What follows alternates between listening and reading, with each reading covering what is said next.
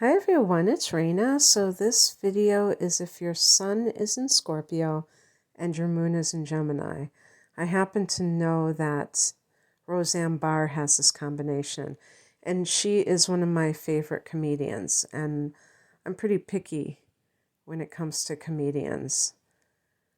I like people who are very irreverent, and I'm not much for silly kinds of comedians. And one thing I like about Roseanne is that she really, I would call it like observes human nature and finds the absurdity in it.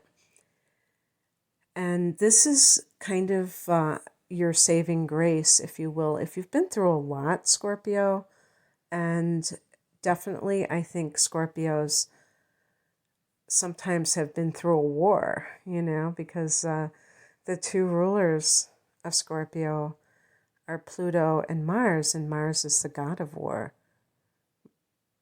And so there can always be that warrior like part of Scorpio that might get a little bit hidden because you are water sign. So unlike Aries, which is ruled by Mars and is fire sign, and you can easily see that fiery quality in an Aries sun sign, a Scorpio sun sign, it's going to be simmering, because you got that warrior, that kind of energy, but it's the water and it's like kind of steaming, and the Pluto part of you keeps everything under wraps.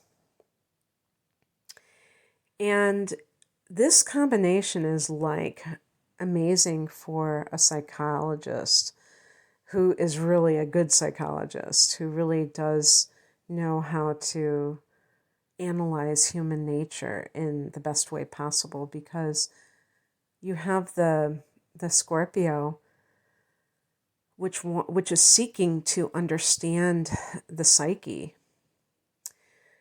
Scorpio rules the eighth house, and part of the eighth house is a shadow self. And I see more and more each day how the psyche is really connected to the shadow. Maybe other people would say, no shit, Sherlock, didn't you know that? But I always thought of it as a spiritual thing. And of course, the psychological side of life can also be spiritual. But in any case, I feel like you are someone who wants to understand what makes people tick.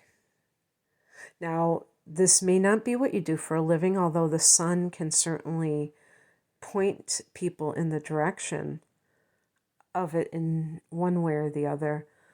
But it might be because you read true crime novels. It might be because you love Agatha Christie and you want to solve mysteries and decide who done it. So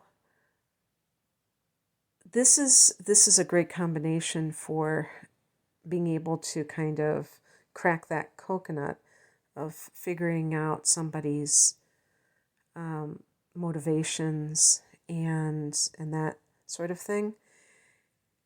Other professions that you would excel at is investigative reporting, because again, if there is such a thing in 2022, when I'm recording this, there are. I've actually seen it for myself, and it's a beautiful sight to see, because, oh yeah, I think that would be a big one for you, because Gemini connects with the media, journalism for sure, writing of any kind, but journalism. And that idea of like, I'm, an undercover reporter or somebody who is trying to kind of prove that somebody is not doing what they say they're going to do. Yeah, that kind of thing for sure. And you have a naturally suspicious way about you, Scorpio, as it is. So it doesn't take much for you to suspect that something fishy might be going on, and you're off to the races. I have said this numerous times that I believe that Scorpio is one of the signs that probably has gone through their fair share of trauma in their life. And the 8th house that Scorpio rules can be about trauma itself. And yet, because of this moon in Gemini, it can really be a saving grace, because the moon is the emotional nature. And in Gemini, the person naturally, when they feel something, they put it through the analyzing. So their mind becomes a filter for their emotions. And in some cases, that can be problematic because the person is not willing to feel their feelings. They're just all in their head. But because Scorpio can't help but feel their feelings, this can be a welcome balance to that. And it can actually be, something that ends up being helpful to you instead of a detriment to you. I think that Scorpio and Gemini form an inconjunction, which means that they're 150 degrees apart. And when you have two signs that are that far apart, that in that weird angle, that is going to create a disjointed type of ability for these two planets to operate within.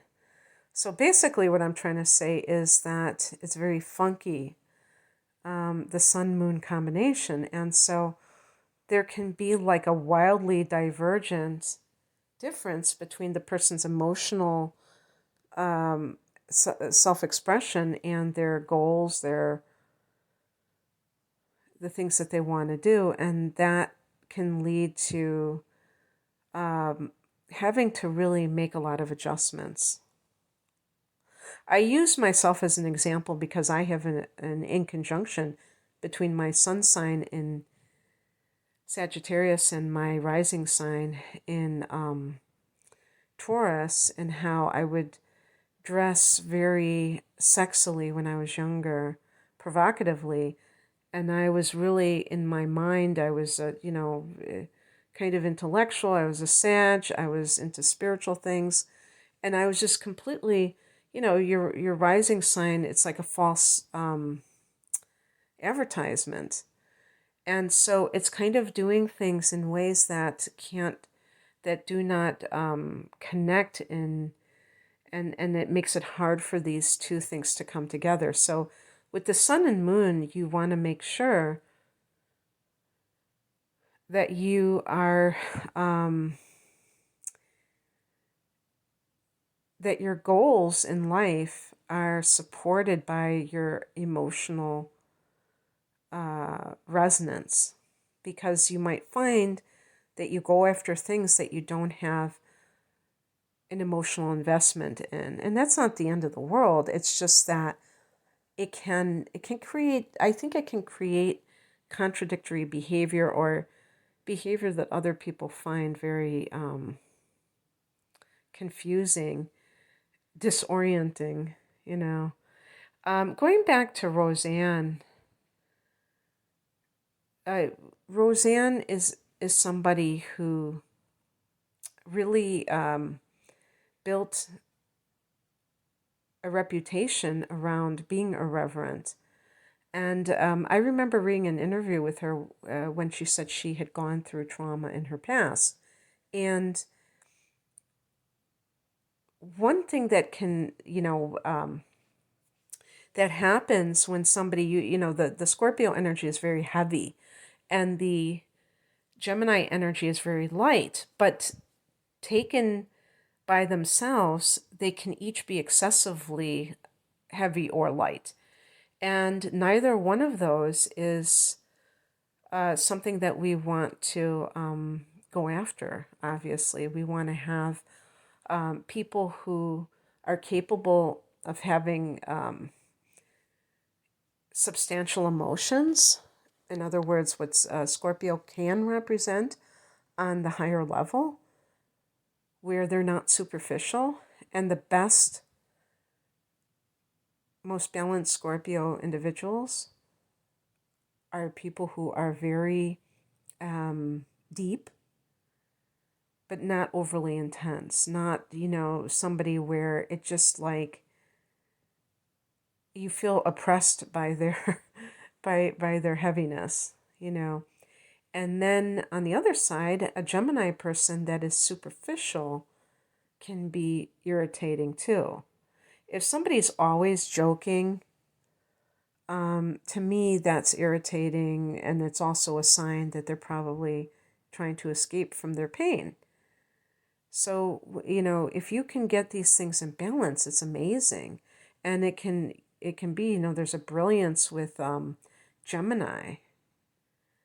And there is this power in Scorpio that if you can find some way to bring them together, even though they are very, very different types of energies, then you have it made. In terms of relationships, you may find it very difficult because you do have a tendency to be suspicious of others and also to be very guarded emotionally. And if you've been through some ordeals in the past, that might be your expectation of life. There can be, with Scorpio, kind of cynicism that's really more like, no, I think I would call it like cynicism. That's the word that I'm looking for, where the person begins to see human nature in a very warped kind of way because of their own experiences with it. So an example would be if a woman experiences sexual abuse from a man, a Scorpio woman, she may overgeneralize that and think all men are perverts and that kind of overgeneralization, which is a form of prejudice. And there is with Scorpio the danger of always having these types of prejudice within themselves, because Scorpio is a fixed water sign. And people these days, when they hear the word prejudice, they think of racism. And here's an interesting thing. There are all kinds of forms of prejudice, and that kind of thing has to be questioned by the individual so that they don't. It's really so it doesn't increase cynicism ultimately, but also so that the person doesn't mistreat others based upon a false premise, And so what I mean by that is if a woman experiences abuse by a man and then she just has this negative attitude towards all men, she may treat them badly. And if that's who she's attracted to growing up, she may find that she cannot hold on to a relationship because she's just too full of venom, anger about what happened to her in the past, and she projects it onto every man, and they don't stick around. And it so becomes a self-fulfilling prophecy, because then she has an excuse to have more negative feelings towards men. So those kinds of things. And the same thing obviously can apply to a man towards women, or men towards men, women towards women. It can be any of the above, but the point is that it can negatively impact your future relationships for sure. And of course, other things that go on in your life. But if you can find yourself learning how to trust more, you can have like amazing experiences. Here's another complicated situation involving Scorpio, Sun, and Gemini Moon is that you may have a need for emotional freedom that surpasses the typical Scorpio. I would say also with a Scorpio who has a moon in Aquarius, this could happen too. And because the Sun in Scorpio is by Sagittarius, you may have Venus in Sagittarius or Mars in Sagittarius. And that would even more greatly enhance your desire for a partner or be attracted to a partner who is who is a literal Gemini or Sagittarius or any of the other air signs or fire signs. And it might work out. They might give you your freedom, but there might be a part of yourself that doesn't like other aspects of that person. You might think that they are not responsible enough in your eyes, because of what Scorpio represents. So there has to be a balance with that as well, because you might be attracted to people that that overall you're not really compatible with. For that type of relationship. So the more that you can kind of work with these very contradictory energies, the better. But you do need to be with, I'll give you an example. If you are with somebody who's a Cancer, and you may feel that affinity because you feel like that person really is emotionally sensitive and you appreciate that, versus a Sag or a Gemini who you might think is rather flippant or emotionally, insensitive. You might view that type of person as too insensitive and you respect the Cancer person. And then the Cancer person is clingy and they're very emo. So you're always having to kind of comfort them or something like that. And then you get like irritated by that because your moon in Gemini doesn't want to have to have these heavy emotional scenes. So it can be like this very difficult thing to kind of find that perfect specimen who's going to give you your freedom, but at the same time be emotionally mature enough, have enough emotional gravitas to really attract you. I've already talked about the work that you might be really good at. Anything where you can help other people transform their lives. So a healer of any kind you excel at.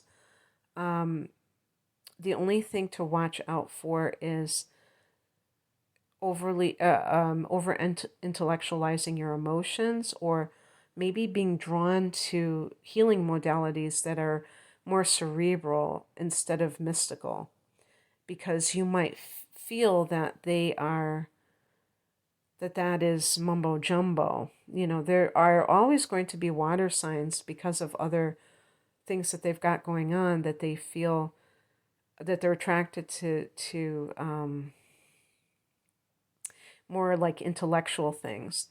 And believe me, the way I am, I can understand being attracted into intellectual things. However, even I can feel that some of these things are too much in the mind, and then it makes it hard to really exercise your intuitive side. Shamanism to me is perfect for Scorpio, because it's all about transformation and your personal alchemy. And you may find that you really are attracted to that. And especially nowadays with more of the free-flowing spirituality, where you don't have to lock yourself into one way of thinking or being, I think that favors a moon in Gemini, which is very versatile and enjoys novelty and things, doesn't want to just stick to one tried and true thing. Okay, that's what I have for you. I hope that this resonated, Scorpio. If you would like a private reading, the link is below. Take care. Bye.